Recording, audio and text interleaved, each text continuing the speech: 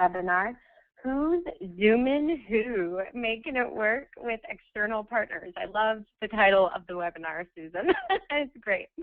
I want to just do a quick audio check. If you've been on our webinars before, you know how this goes.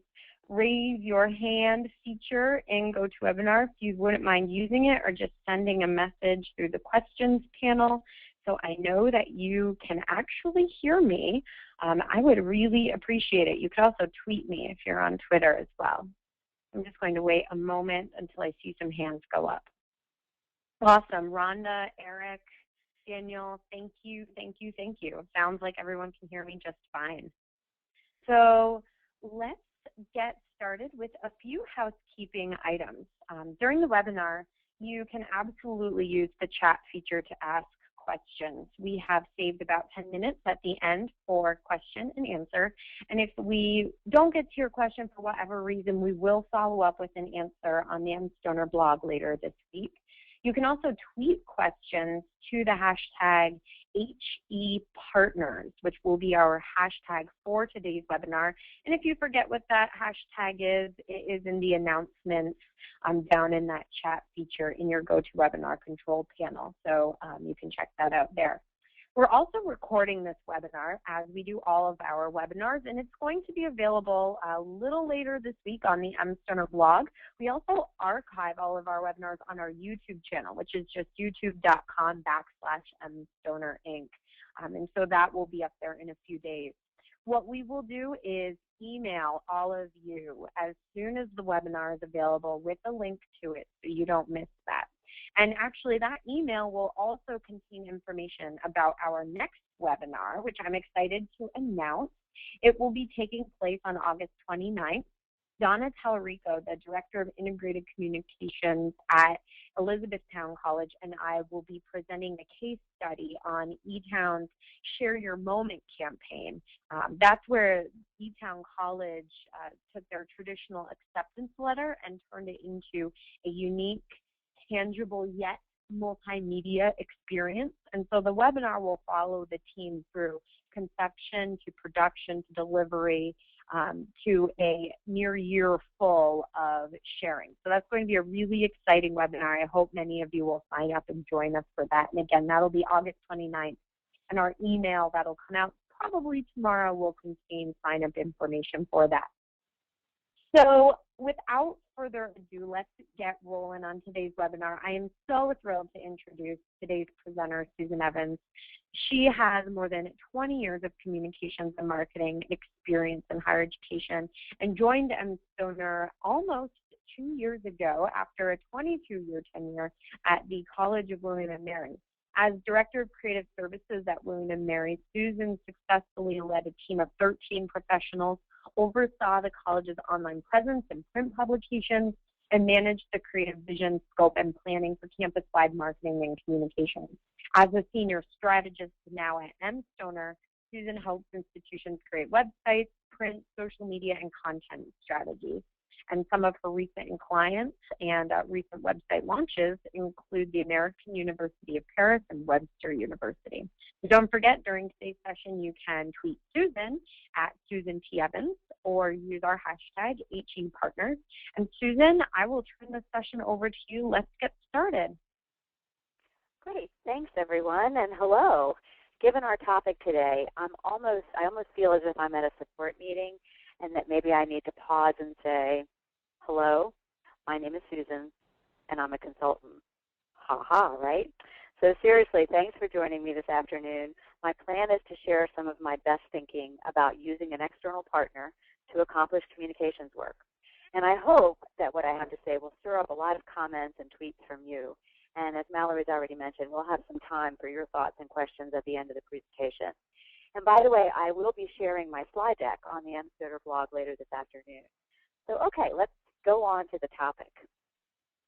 My very first experience working with an external partner, we called them consultants then, was about 16 years ago when I was working as a compensation manager in a university HR office.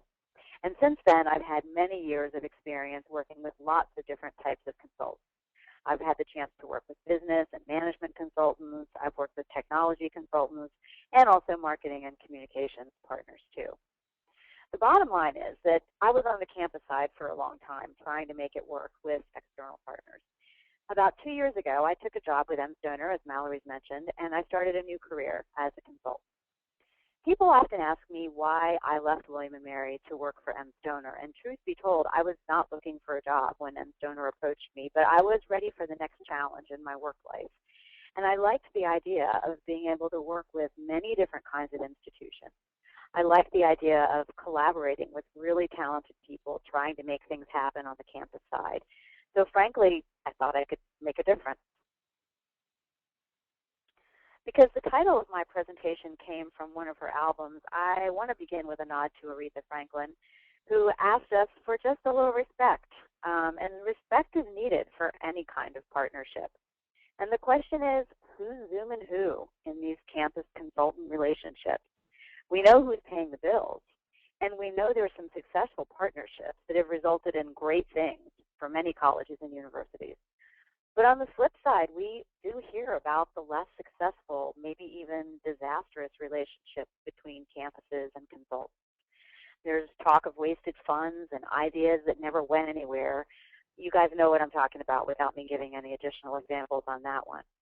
And some of you attending this webinar today probably have seen both. You've probably seen the great partnerships, but you've seen the partnerships with consultants that didn't end well too. So we're going to spend some time this afternoon talking about how to get the most from this kind of relationship with an external partner. As Mallory's mentioned, let's use the hashtag HEPartners during the webinar today. My guess is the Twitter stream will include successes and war stories and gems that we haven't thought of and that I may not be including in my presentation, and that's part of the fun and part of the value. I've mentioned already that I worked for mStoner for about 2 years, and as soon as I took the job here, the sarcastic comments started right away. Colleagues at William & Mary asked me when I was going to buy a BMW, and by the way, I'm still driving a very small Honda. So I've heard the jokes, and I know the stereotypes about consultants. I mean, come on, there's even a funny despair.com poster about consulting. If you're not part of the solution, there's good money to be made in prolonging the problem. Here's another funny one. We might as well get this one over with too. I'm talking about the stereotype, this stereotype, the idea that consultants don't have to work that hard and they're never in the office, and that's probably one of the most pervasive impressions that people have about external partners, consultants. So as far as being a consultant myself for these past 2 years, I will say I've worked in a whole lot of airports, but not on any beaches. And my guess is today I'm in the company of professionals who probably have campus clients. You have on-campus consulting relationships with departments and individuals that you work with, people who come to you for services related to communications and marketing. And you probably have a consulting role in those relationships. So you're probably familiar with some of the stereotypes that exist about clients. My guess is that many of you, as you design or create or develop incredible stuff for your campuses, for the admissions office or the development team or the president's office, you've most likely faced an occasional unreasonable person.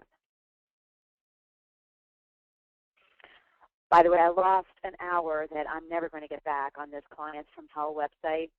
It offers some really funny stories about the things that clients say. My personal favorite being, my daughter did not like this. So anyway, if you're looking for a good laugh or maybe a good cry, check this out. Hopefully, with some of the tips and tricks that I'm going to be offering you today, you won't find yourself in a situation where you have to kill a client. Instead, you can find a less drastic solution. Bottom line is, for our purposes, there's plenty of blame to go around when these client and consultant relationships don't go as planned.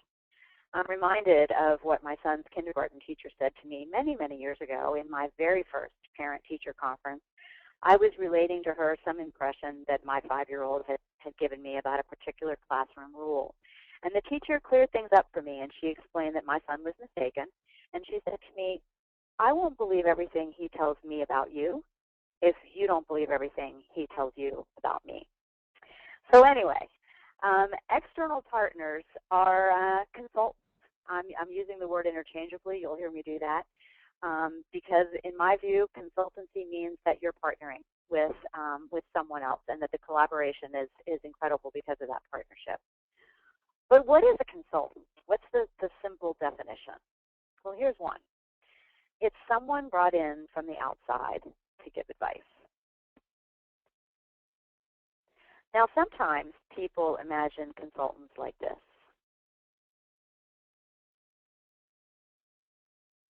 Or this.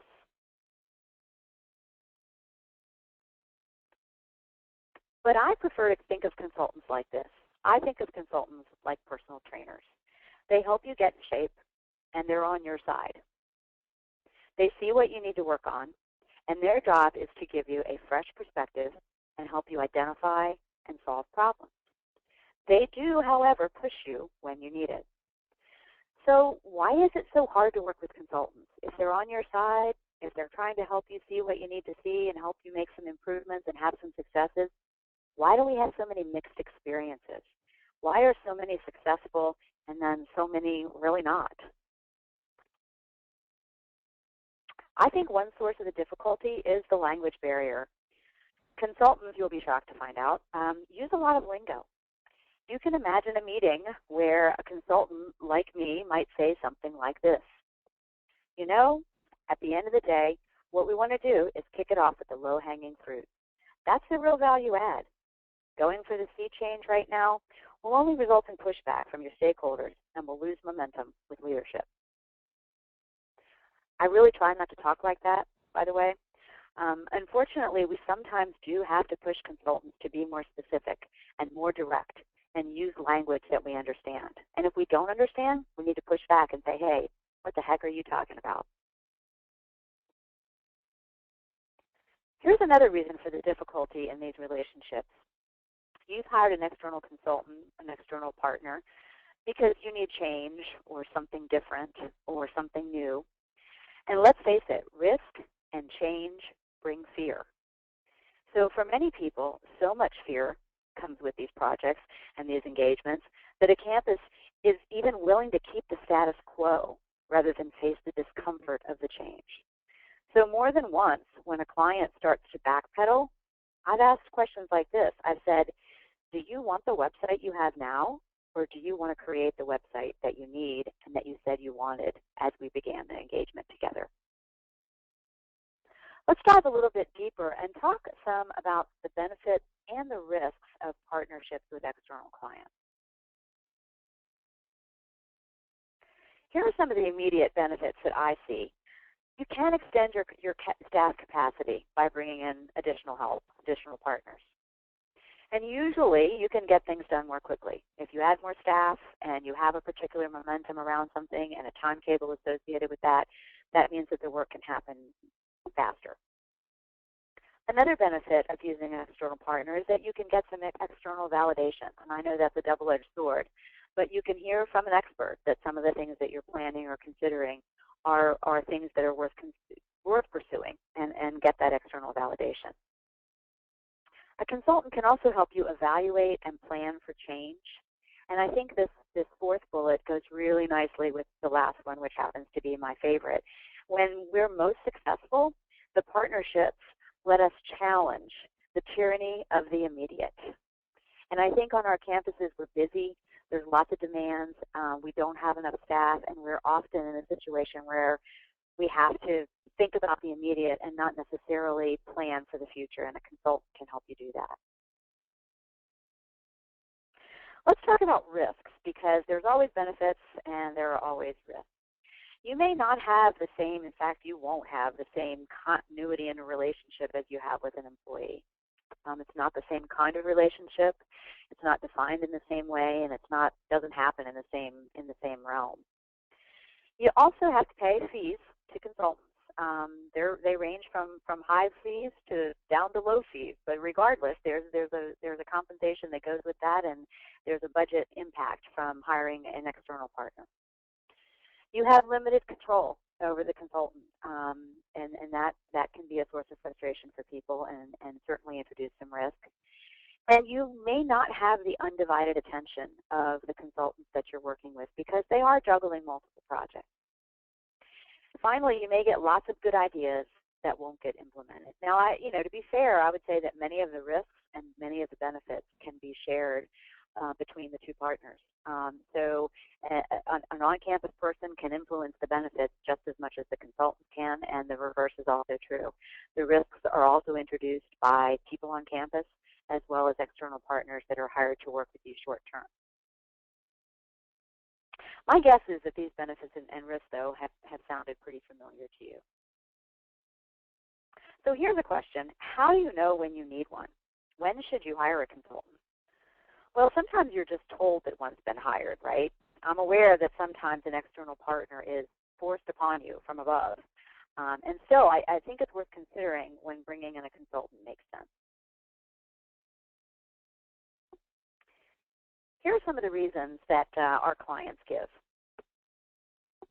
Maybe you need a core competency of knowledge for a specific discipline to address a short-term project.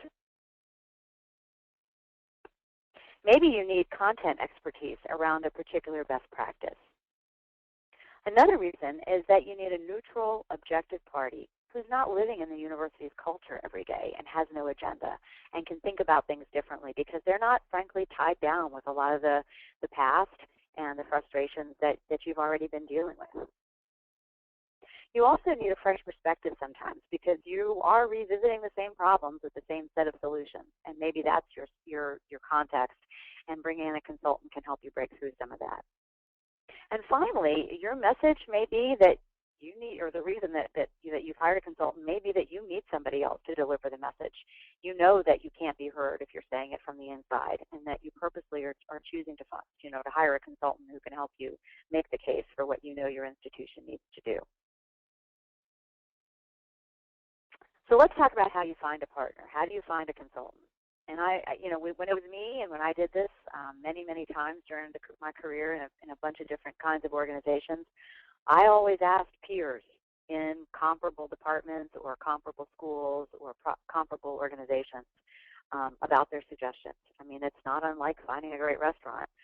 Although just like finding a great restaurant, you can now use technology to do that. And so chances are if you did a Google search, you could pretty quickly narrow down a list of firms that are members of particular professional associations. I'd also suggest using message boards and listservs for those kinds of recommendations. But the bottom line is just ask. You want to have some formal and informal conversations with as many people as you can to put together a list of firms to consider.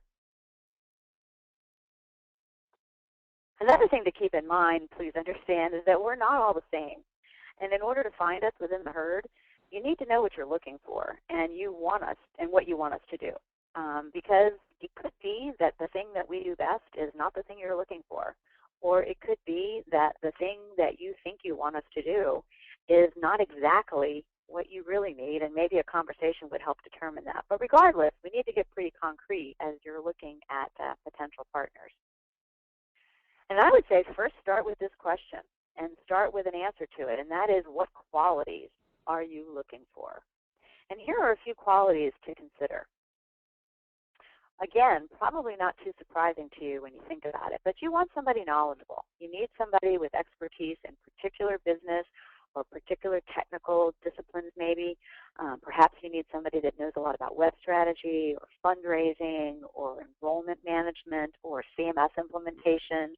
Or maybe you need somebody who knows a lot about a broad range like digital communications, best practices. So you have to narrow down what kind of knowledge you're looking for.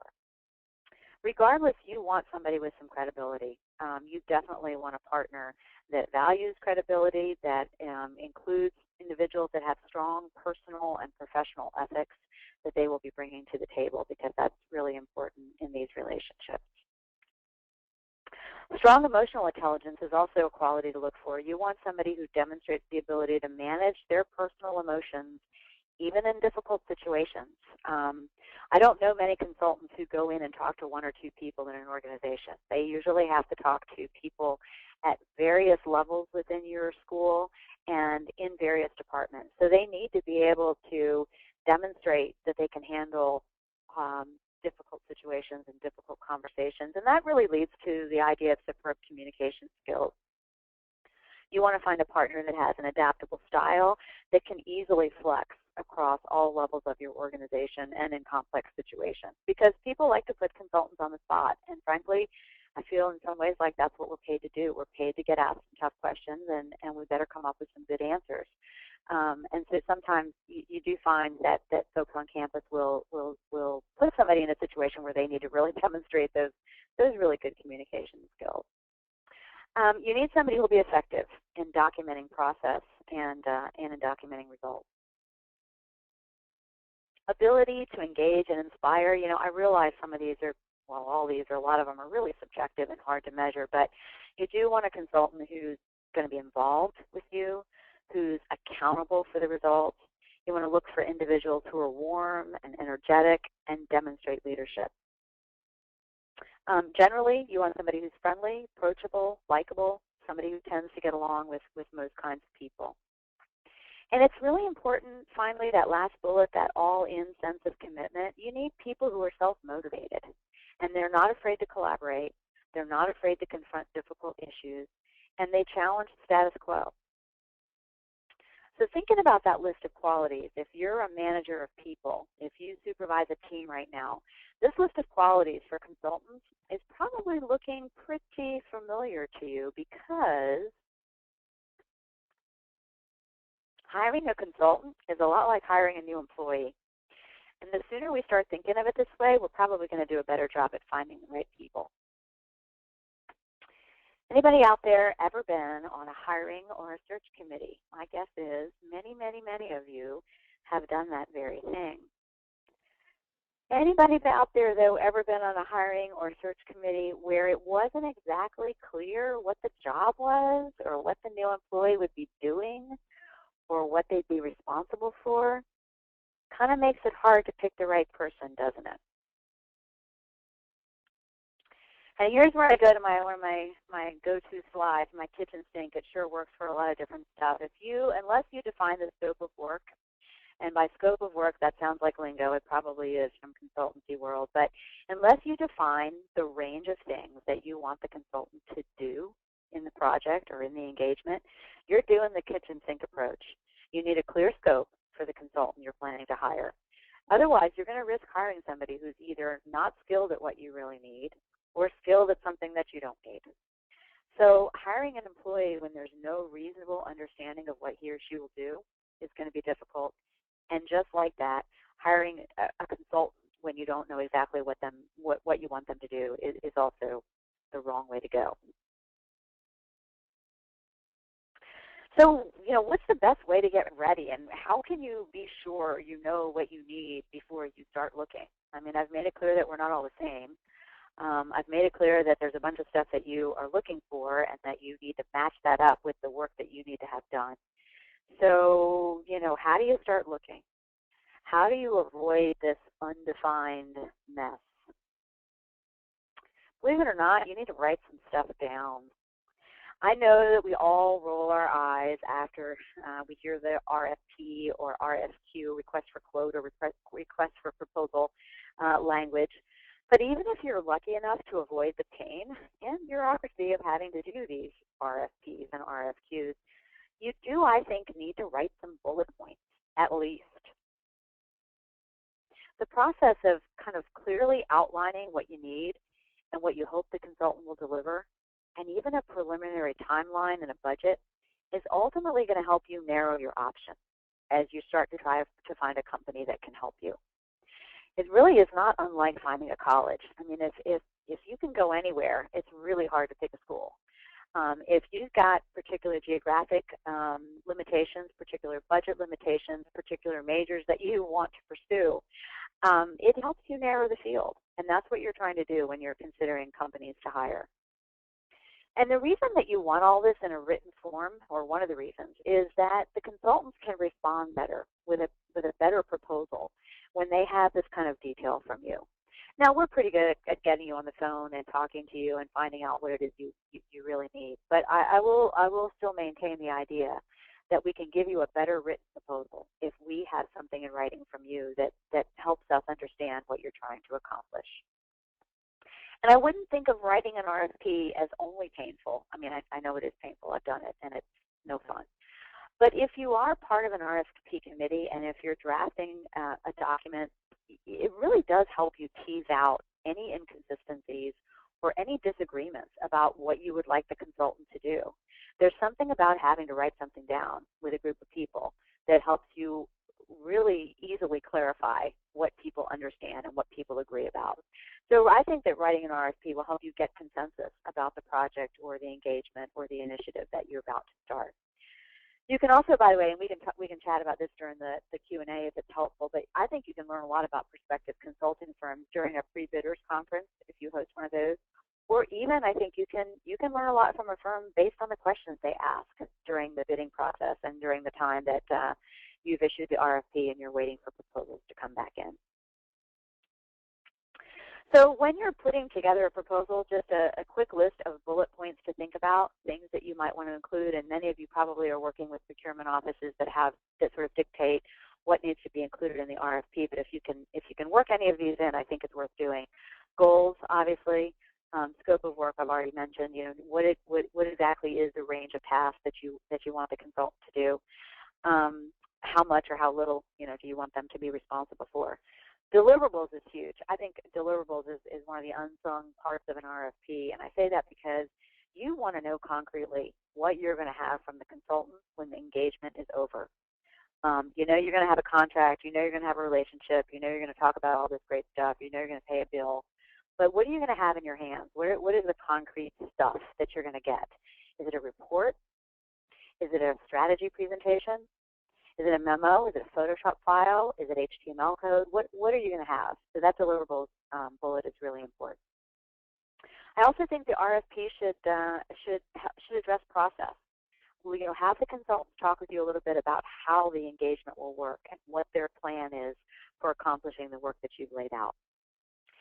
Timeline is also important. We're going to talk about timeline a little bit later. But you know, what's your deadline? What date are we all trying to work back from, and what target do we have to hit? And then a couple of extras that I think are not always there. One is project and collaboration tools. So how are you tracking stuff when you're working with this consultant? Are there some built-in checkpoints? Are you looking at milestones? Are you looking at things that have to happen and have to be accomplished in order for the project to stay on track? That's what a milestone is. Is there documentation that you're going to be sharing with each other? How are you going to share files, and how are you going to collaborate? And what tools are you going to use to make that happen? And then that last bullet looks like it's just a way for consultants to get more money, but it really isn't. You know, you put together a budget, you know what you want to accomplish, but very few of us are able to hit that 100% on the head. It's always a good idea to build in the 10% contingency. Don't think of it as more money for the consultants. Think of it as flexibility for you. There's going to be something that's going to come up that you're going to want to do that you didn't know you were going to want to do, and it might require money. And if it does, you've got a contingency that you can work with.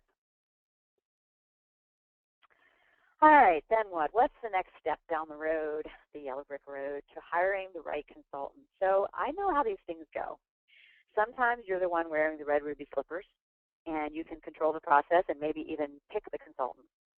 And other times there are wicked witches and flying monkeys in the way, meaning that someone else is doing the hiring, and they're hiring either the right or the wrong partner. Regardless, the next step is to ask the consultants that you're considering some very tough questions.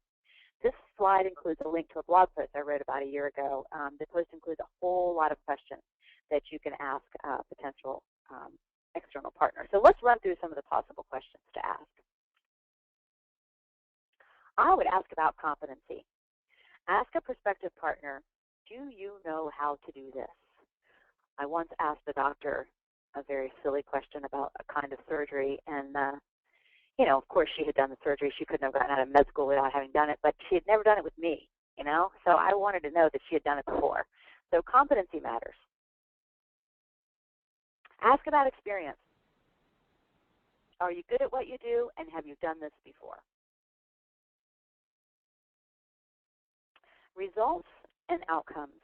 It is surprising to me how rarely we are asked about this. It does matter what happened when you did this elsewhere. What did they have that they didn't have when you started? what outcomes did you create? What results were possible because of the work that you did with previous clients? That's a really good question to ask, and I think a differentiator. I would ask questions about capacity. What resources will you devote to us? So you're getting ready to sign a partnership agreement with somebody. You know you have certain things you want them to do. How can you guarantee that the resources that they have, that they've promised, are going to be available to you when you need them? And I think this is a good conversation to have with a prospective partner. I was once asked about this by somebody who was doing a really large project on a campus, and he was doing it in addition to his day job, like we all do, right? You have this big job already, you have lots of tasks. Somebody comes along and says, hey, there's this unfunded mandate, there's this thing we're going to do, and we want you to lead it. And you're in a situation where you're doing your day job, but you're taking on a project too. I think capacity matters here. When he asked me the question, I said, remember that I do have more than one client, but my job is to work with you. I'm not doing this as a side thing. I know that you are, because this is how it works on a campus. But at least for me, my time is going to be dedicated to you because you're one of my clients. Deliverables, we've already talked a lot about. I do think it's best to ask that question in a very direct way. What will we have in our hands after you have finished? Finding out about the team that you're going to be working with is really an important thing to ask. Who will actually do the work of the project? We're going to talk about this a little bit more, but it's important to know what the people are like that you're going to be working with, and to be able to evaluate them as you're making a decision about it, which external partners to work with. The other thing to think about here is, I'm just thinking of this off the top of my head here, is will we work with the same team throughout the course of the project? Now, nobody can guarantee you that nobody will come and go at a particular company if you've got a year-long project, but you still want to know that up front you've got a dedicated team assigned to you that's going to be part of the project from the beginning, and you don't want to be in a situation where halfway through you're changing things around and you have to reintroduce everybody to what you've all been working on for 6 months because the team members change. So that's good to ask about. You should ask about risk factors. You should ask consultants what they think could go wrong and how they prevent for that, or how they help you prevent for that. After 2 years doing this kind of work and as a consultant, here's one question I still find difficult to answer. People will sometimes say to me, describe a project that didn't go well and what you learned or what you did to get things back on track. And that's tough for, a couple of reasons. It's not that I can't answer the question, but I also feel, as all of us do who do this kind of work, we sign agreements about confidentiality. So it's not a good idea for us to go around talking about what went wrong on another project and why it happened. And it also strikes me as one of those questions that's kind of tricky. It's kind of like the strengths and weaknesses question you get in a job interview, where all you do is really try to make your weaknesses sound like strengths. So it's a tough question to answer. Again, something I still think you should press us on. Ask us about risks and ask us how the company tries to mitigate those during engagement. Philosophy and approach is a final sort of set of questions to ask about. You want to know how they work with clients. What are they like? What's their culture like? What's their approach like? How flexible is it? What if it doesn't work for you? What if it sounds good when you start, but as you move along within the project, what if it doesn't really work the way that you want it to? And it's funny. This kind of thing is probably the most difficult to evaluate, but it does make a huge difference as you're hiring, because really a lot of this is about chemistry. And when you're evaluating external partners, you'll need to get a sense of their style and see if it meshes with your own, and see if it meshes with the leadership team that you have at your institution, and see if it meshes with the other individuals that this consultant will be working with. I can remember I had the good fortune to hire mStoner twice before I worked for them. And the first time that I hired mStoner, we were thinking about 3 different companies. We had narrowed down to 3, and they were all great companies. And I think we would have ended up with great results with any of the 3. And the reason that I chose mStoner was that I knew the approach would be collaborative, and I knew that my internal team would learn as much from the consultants as possible, and that was going to be a real side benefit, or really sort of an extra thing that would happen as a result of the engagement. Yeah, we'd get the work done too, but the idea that my team could work shoulder to shoulder with another team that was also smart and talented was really appealing to me.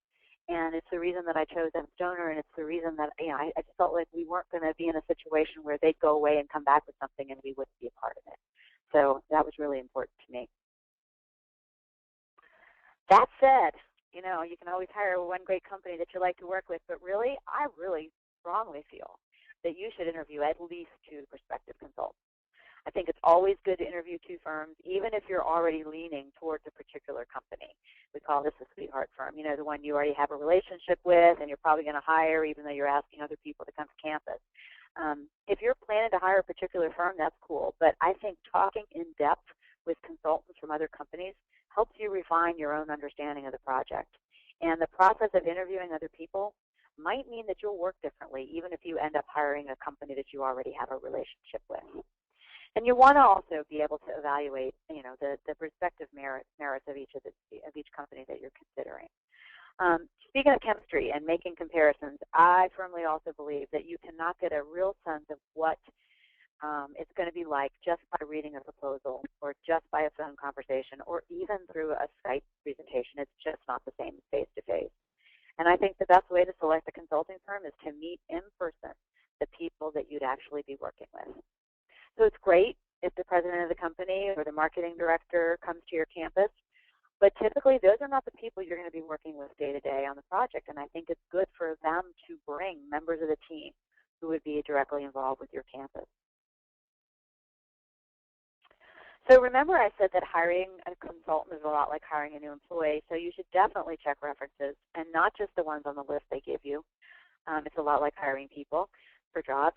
You should take advantage of the contacts you have on other campuses and find out their experiences with a particular consultant. And you'll notice that I have a picture of a really old rotary phone here, but the reason I do is because I don't think these conversations can happen in email. I mean, people will tell you things that they won't write down in an email message, so I would recommend having a phone conversation.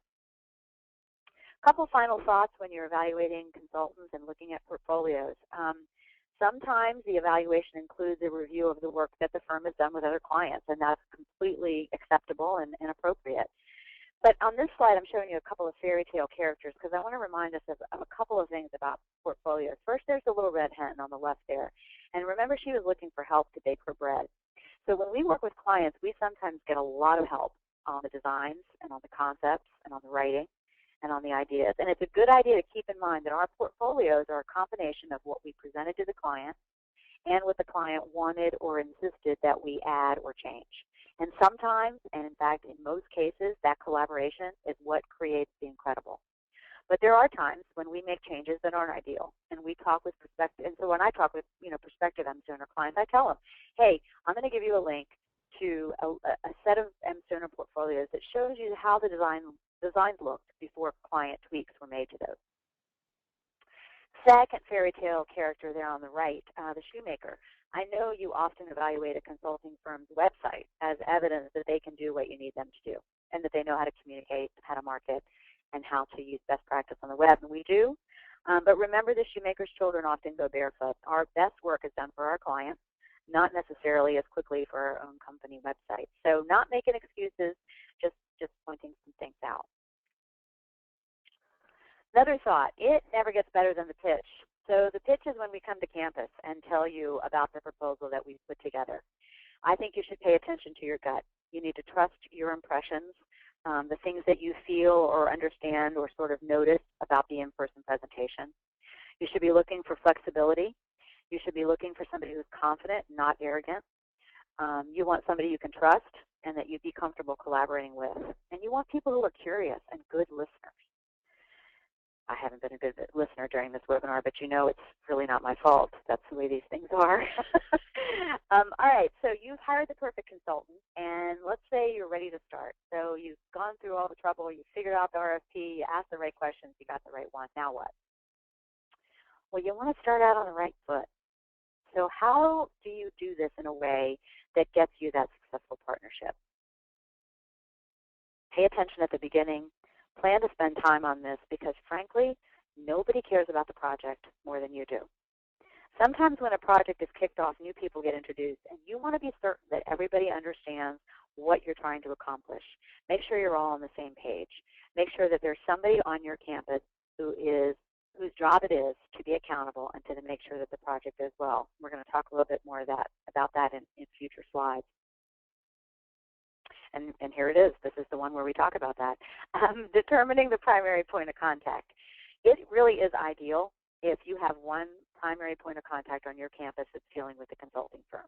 Now, that doesn't mean that anybody at the university or college or school can't contact somebody in the firm that you're working with. In fact, we get asked this fairly regularly, and it kind of makes me wonder about the experience that some people are having with consultants. You can call us anytime you want to, and you should. But what my suggestion is that sometimes when there are co-leaders or co-chairs or committees, you know what kind of a decision-making nightmare that creates. And we can't be certain that you are all on the same page if we're hearing from multiple folks. I once told a client that they needed one point of contact for a big campus web redesign. And she was a bit resistant, and I told her, I said, look, if you and your co-chair want to move your desks into the same office for the next year, that's fine. So you guys can share information and talk, but we still need one person to represent the final collective feedback and decision on the work, and it does make a huge difference. Most of these kinds of engagements need a small but formal project team, like who's going to be doing the work on the campus side. It's a good idea to officially name who that team is so that they can be part of the selection process of a consultant. This is an important one, I think. You don't have to be right, but you just have to get what you want.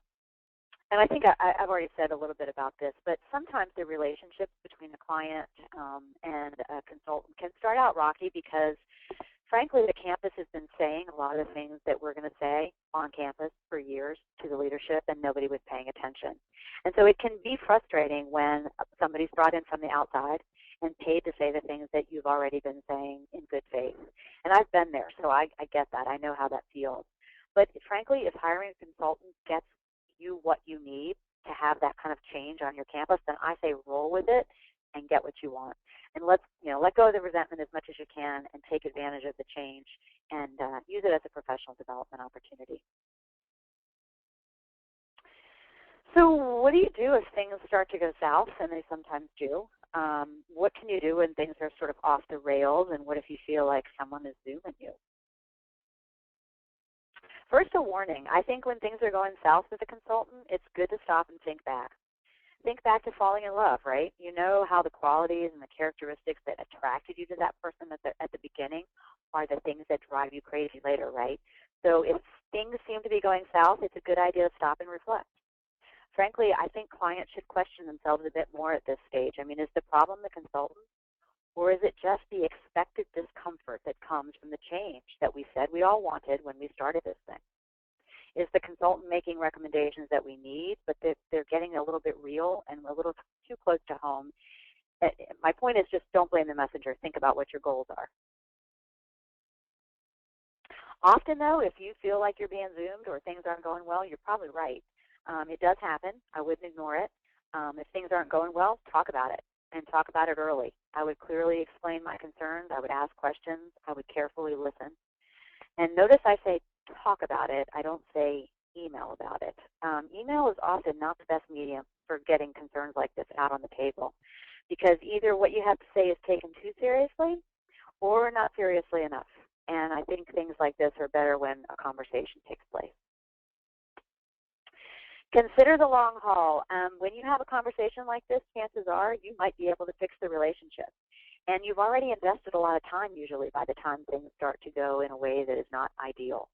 And you're probably in a situation where it's a visible campus engagement, campus effort, and you don't want to have to explain what went wrong. So if you can get things back on track, it's good to be able to do that. And frankly, the consultants want to get things back on track as much as you do. If things aren't going well, I'd think about renegotiating. Maybe you have information now that you didn't have before. Maybe the consultant that you hired doesn't have the expertise you hope for. Maybe you can reduce the scope of the project to take this into account and play to the strengths of the partner that you chose. Sometimes, though, sadly, despite our best efforts, things don't work out. Don't be afraid to fire an external partner. Perhaps you've hired the wrong person for the job. or maybe the quality of the work isn't high enough, or maybe your campus wasn't ready for the kind of change that this consultant would bring. Whatever the reason, you have a responsibility to end the relationship as soon as you're convinced that it's going to fail. And while firing somebody is never pleasant, this task shouldn't be really difficult because consultants live and die by their reputation.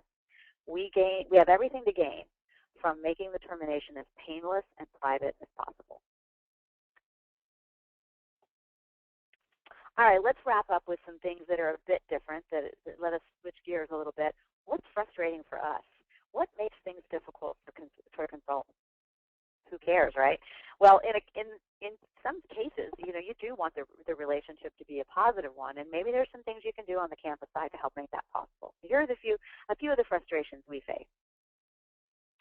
Sometimes you already know exactly what you want, and you really just want us to confirm that and only that.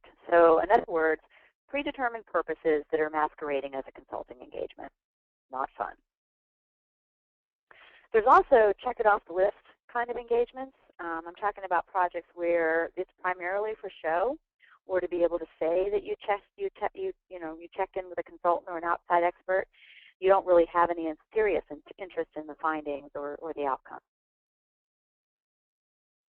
Sometimes you want us to pick a side. We come into an environment of internal warfare, and you have recruited consultants to take sides for a campus issue. That can be uncomfortable, and it's a bit frustrating for us. You have a crazy timeline. Perhaps you've got a very complex set of deliverables that you've jammed into a very limited and unreasonable timeline, and you want us to be able to help you meet it. Sometimes we can. Sometimes we say to you, cheap, fast, or good, pick two. Sometimes, and this is a little bit repetitive, you aren't serious. There's a limited possibility of change from the work that we're going to be doing together. A lot of resistance maybe on campus, and that can be pretty frustrating. Sometimes clients don't want to hear the negative. They really are in a situation where they have limited tolerance for negative findings. People can't see their own blind spots, and you think you're already doing everything well. And there are clients who don't want their reality marred by the facts, and that can be a frustrating experience. All right, so wrapping up with some things I probably shouldn't tell you after my nearly first 2 years as a consultant at mStoner. And first, let me say, if there's anyone out there in the webinar audience world or on Twitter who's seeing this or hearing what I'm about to say, and you are a current or former mStoner client, please know that I am definitely not talking about you. So let's talk about 7 things that have surprised me in 2 years. First, sometimes we are the messenger between 2 offices or 2 people who don't communicate. Interesting. Sometimes, second surprise I've had, we're asked to comment on the talent and effectiveness of the people we meet. We don't, but we are often put into a situation where people will ask us for impressions after having met with particular people at a campus. Number 3, we are often the ones who care the most about the milestones and the deadline. People get really wrapped up in getting feedback and getting consensus, and the timeline can just spiral out of control. And we do our very best to help our clients navigate around that, but often I feel like we are the ones who care the most about the deadline, and they are a bit trapped by their campus environment. Number 4, clients don't believe us when we tell them how long it will take to get something done. Even though we've worked with 300 clients on more than 300 somethings, everybody thinks they're the exception. Number 5, there are things that I could say when I worked on a campus that I can't say as a consultant. I find that when I worked with internal clients, I was able to negotiate a lot differently than I am now as a consultant. I'm able to say to a client on campus, hey, you promised me that copy like 4 weeks ago, and you're just giving it to me now, so my team needs a couple of weeks that we didn't plan on. I have a harder time saying that when I'm an external partner and the campus is late delivering something. Number 6, speaking of clients and other clients, clients don't want to hear about other clients. When they delay or they don't respond by a day or two, they assume that means that the work that you're going to be doing for them is only going to be late by a day or two, and it's actually not the case because you're trying to juggle a couple of different clients and lots of resources. So when a client delays, the delay on your side could actually be longer, and that's kind of tough. And then finally, number 7, when we always start projects with lots of discovery and lots of meetings with a lot of people. They tell us what we need to know, and they tell us about their challenges and their struggles, and then they stop and they always ask, do you hear this from other schools? Are other campuses as screwed up as we are? And luckily, the first time I was asked this question, I was with one of my mStoner colleagues, and he gave a brilliant answer. When asked that question, do you hear this from other schools, he said, one thing that is true for all the campuses we visit is that we always get asked that question. So wrapping up, you are like a partner if you work in creative services or communications or marketing or web services or IT services or whatever services. We're all in this together trying to do right by our campuses. And I say cheers to you. Thanks for your patience. We've covered a lot. Let's hear your war stories. Mallory, is there anything that we're hearing that we ought to talk about? Yeah, I think we've had a pretty active back channel today, Susan. And let me actually just read you out some of my favorite tweets to get you up to speed. Tanya Oak-Smith said, best reasons for consultants need an external evaluation, need reinforcement for higher-ups. So out of that list you shared, I think those two really resonated with her. Brittany Westbrook tweeted, real collaboration is important here, not perceived collaboration. And I think that really gets back to the point you just made about, being a partner versus being a vendor. And Alexandra Reed tweeted, establishing primary points of contact on campus plus within the production team for every partnership equals responsibility and accountability, just emphasizing one of the points that you had made. And I thought that was a really great way of summarizing it in less than 140 characters. So nice one, Alexandra. Yeah, I love it. I love it when folks say it on Twitter better than I said it. We should just let them do the webinars. Awesome stuff. Yeah, great. Really great stuff. And so we do have a couple questions for you, Susan, and certainly as a reminder to our attendees, please make sure you get your questions in either through GoToWebinar or on Twitter. And also, if we're coming in on 3 o'clock, we're going to go through all of our questions.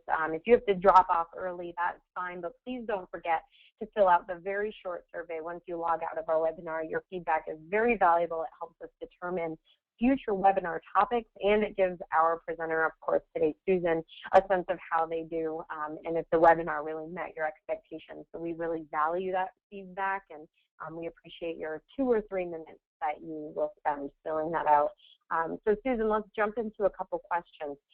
What are the 3 most important things for the internal team to do when getting ready to work with a consultant or external partner? That's a really good question. It's a good thing to think about. The first is something that I already mentioned, I think, in the webinar, and that is figuring out who is the person who's accountable on the client side for running that project. So that would be one of the 3, and these aren't in any particular order. I think the second thing would be decide in advance who's going to review the deliverables, because what sometimes happens is we prepare certain things for clients and then we share them, and then they haven't yet thought about whose feedback they need, who they need to check with or consult with, and who has the authority to make the final decision. And I think we can help clients figure that stuff out, but we should have those conversations early before we start delivering stuff, because it ends up affecting the timeline, and maybe they don't get as good a result if they haven't figured that out ahead of time. And then I guess another one that's probably really near and dear to my heart is having an executive sponsor, having somebody in a leadership role who is not running the project, but is the person that you go to if you get stuck. If things aren't going the way they should, if you're not getting the cooperation you need, if you're not getting the resources you need, somebody that you can go to who's on your side and has your back and can help you navigate that. So those would be probably a million more, but those would be 3 really important ones. Awesome. What are some distinguishing aspects of consulting firms? What do some firms have that maybe others don't? Yeah. I mean, in the marketing world, which is what many of us do, that's what distinguishes you, right? So there's a lot of us out there doing the same kind of thing, and why is one better or different or more valuable than another? And I think for sake of time, I'll list three here too. I think it helps if the client or if the partner that you're considering has actually worked in the industry that you're in. And of course I would think of that because I am that. I really feel like that brings a depth of understanding. It helps you navigate the political minefields on a campus. You don't waste time explaining to somebody what a dean is, what a provost is, and how the academic side of the house is structured. So I think it can be a real benefit to have worked in the industry of the kind of organization that you're consulted with. I also think having a flexible process is really important because I know at mStoner we obviously have a process that we follow for a lot of the kinds of things that we do, but we want that process to work for each client. And if they have an idea that's better, we want to know that. And if they have a thought about how we're doing something that could improve it, we want to know that too. So having a flexible process, I think, is a distinguishing factor. And then finally, I'm a real big believer in project management and the methodology that goes behind figuring out how the resources that you need are going to be available at the time you need them for the projects that you're working on. And that's a great thing to have on your campuses, and it's a great thing to have if you're a consulting firm. All right, well, let's see. I don't think there are any other questions that have come in. I'm just going to do a quick check of Twitter. Yep, it looks like we are good. And look at that. We are right on time. I love it. I love it, too. And this was such a great webinar. I hope our attendees got a lot out of it. And don't forget, we will be emailing you all with a link to the archive as well as a link to sign up for our next webinar, the Share Your Moment campaign in a couple weeks. So look for that within the next 48 hours. Thanks so much for attending today. Please don't forget to fill out our short survey and watch your email. We'll see you next time. Thank you all so much. Bye-bye. Thanks, everyone. Bye.